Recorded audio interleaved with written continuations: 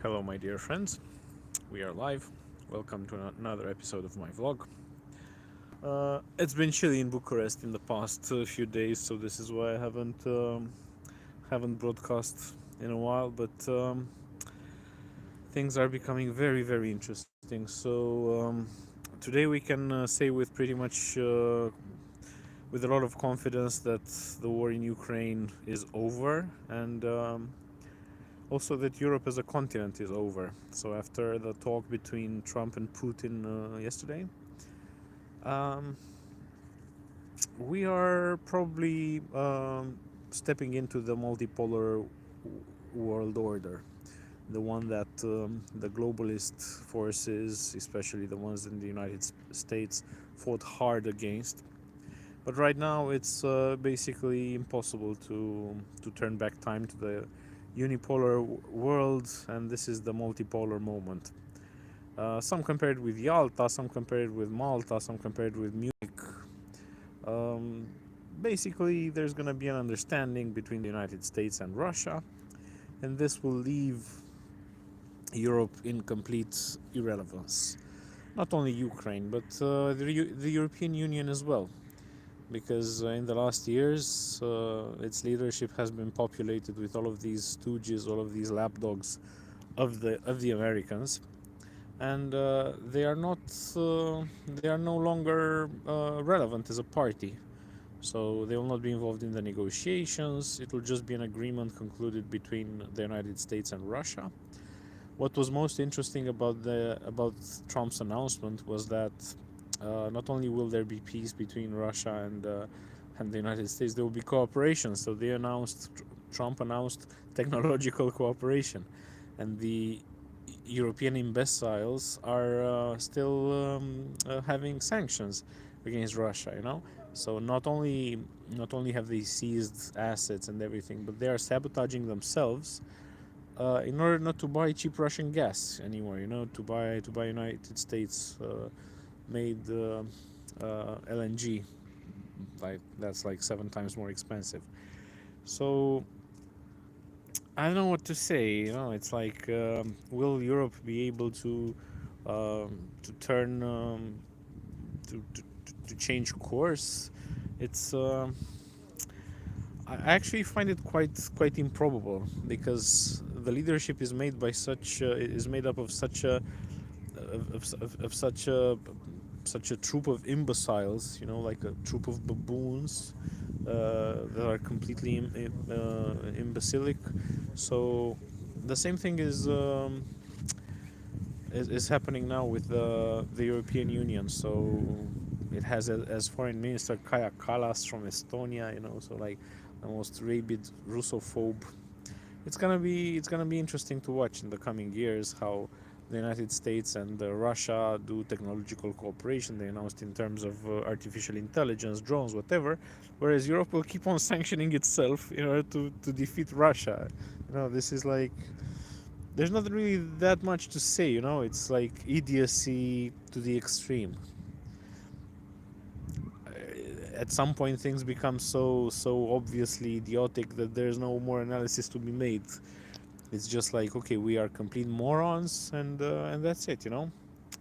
Not only are we deindustrializing ourselves, not only are we sanctioning our supplier of raw materials, the ones that the European economy relies on, but we still do this as a virtue. Committing suicide is a virtue, whereas the party that instigated us to do this, the United States, is doing its own deals, and of course the United States will have no more sanctions against Russia. It will just be cooperation. But we will be the ones sanctioning Russia, as Peter Hegseth, the new Secretary of Defense of the United States, told the Europeans. We will have to send troops. We will have to pay 5% of GDP for American weapons without having American security guarantees, and they're no longer interested in Europe. But since we are their vassals, why not milk us some more? Why wouldn't they continue on doing what they've been doing in the past? So, given that we are such American colonies, it makes a lot of sense for them to keep on milking us for as long as it takes. And there are countries where this is somehow seen as acceptable. Here in Romania, luckily the majority of the Romanian people do not see this as acceptable. However, just like under COVID, the authorities have decided to suspend the constitution. So we can no longer have elections. We will have some elections this May, but um, the powers that be are discussing the fact that they will not let any sovereigntists run. So it will just be a contest between the globalist puppets. However, the globalist puppets have no more sponsors. It's gonna be interesting. So of course now there's a lot of inertia. This new agreement will take some time to reach everybody's heads and to be well accepted and interiorized by everybody that this is the new paradigm, the multipolar paradigm, in which the United States is a pillar, Russia is a pillar, China is a pillar. Russia and China are developing this web called BRICS. America will also have its vassals, as until now, and probably Europe will somehow be split.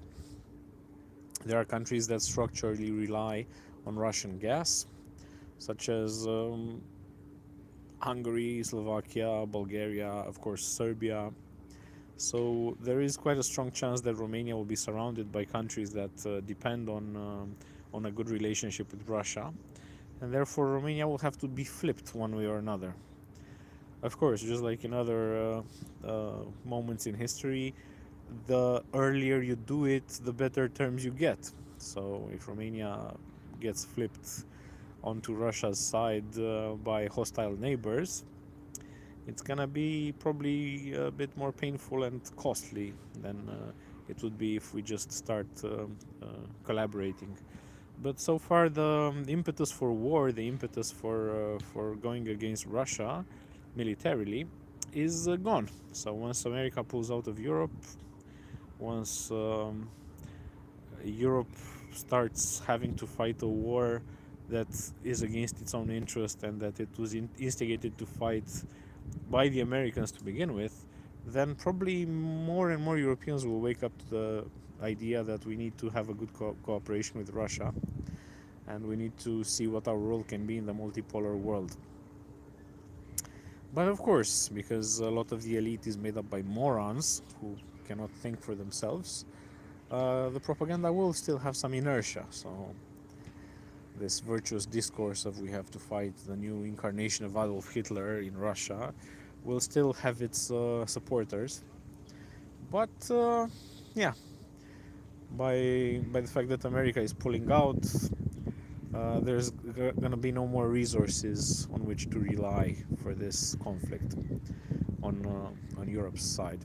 So the sooner that Europe changes its leadership and finds some people who can actually discuss with Putin and Xi without being offensive and without being, such total pricks as the current leadership of the European Union are, the better. So we need to find some terms and to negotiate our existence in the multipolar world. Because otherwise, if we just continue with this, we're just gonna be defeated by Russia. This will be a self-fulfilling prophecy. These rabid European mad dogs, the dogs of war, keep on saying that Russia is a threat. Well, of course, I mean, the stronger you go against Russia, the more you make it probable that it might become a threat, like the Baltic countries.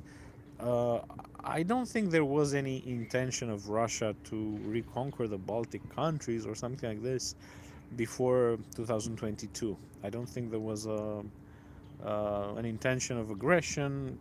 There were no signs.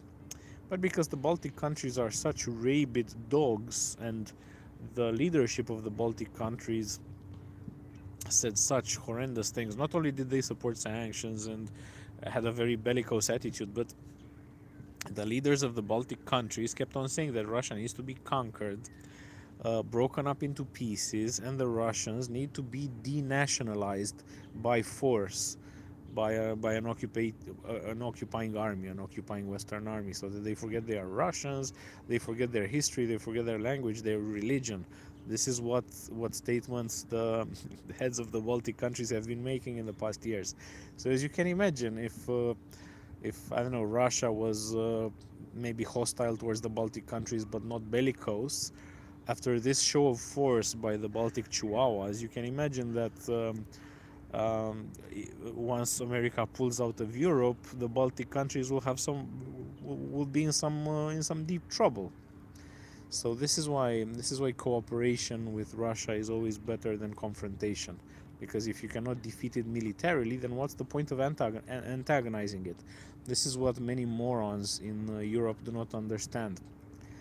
They were somehow deluded into thinking that Russia can be conquered, even though Napoleon and Hitler did not manage. They thought Ursula will do it, or Macron.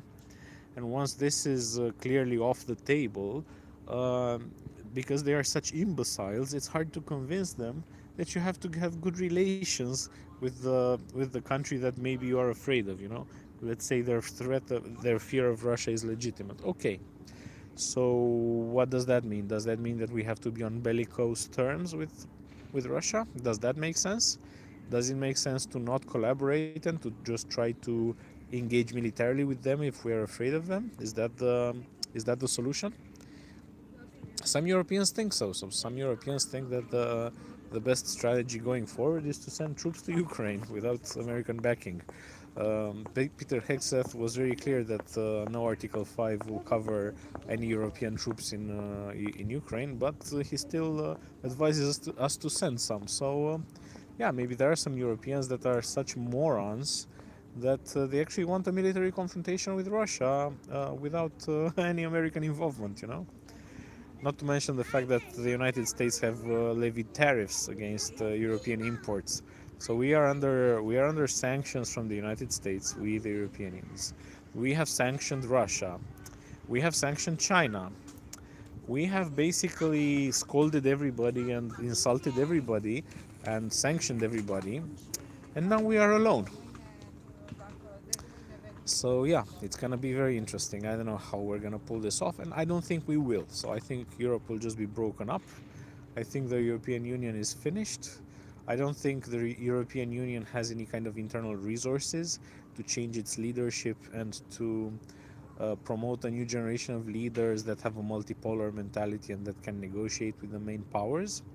So it will just be more and more irrelevant. It will just sink into deeper and deeper irrelevance as it parades its own so-called virtues, all these things that they parroted from the Americans.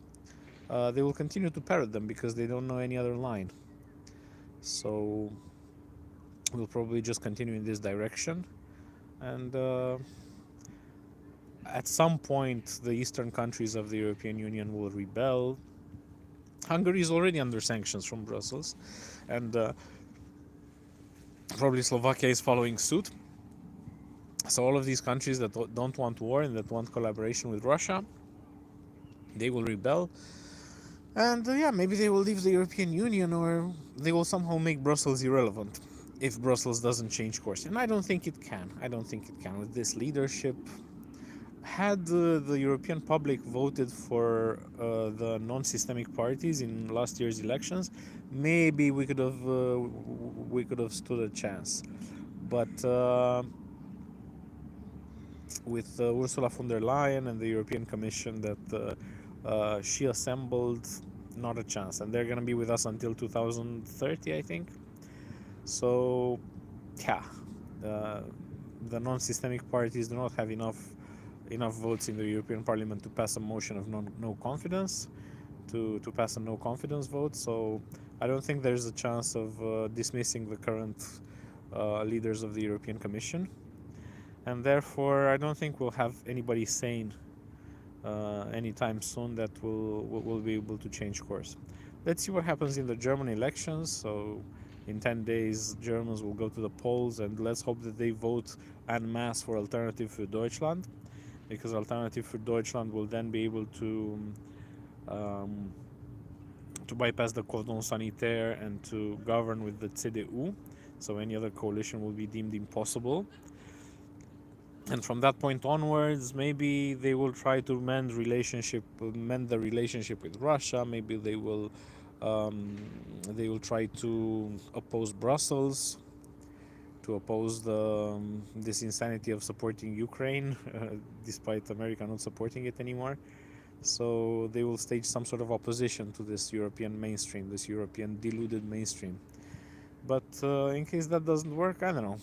I think Europe is just fucked. So I don't think Europe will exist as a geopolitical entity. It will just be a region, and some countries will be vassals of Russia, and the other ones will somehow be put on life support by the United States. It's hard to picture a rosy future for Europe at this point. So this being said, I'm gonna stop now, and see you next time.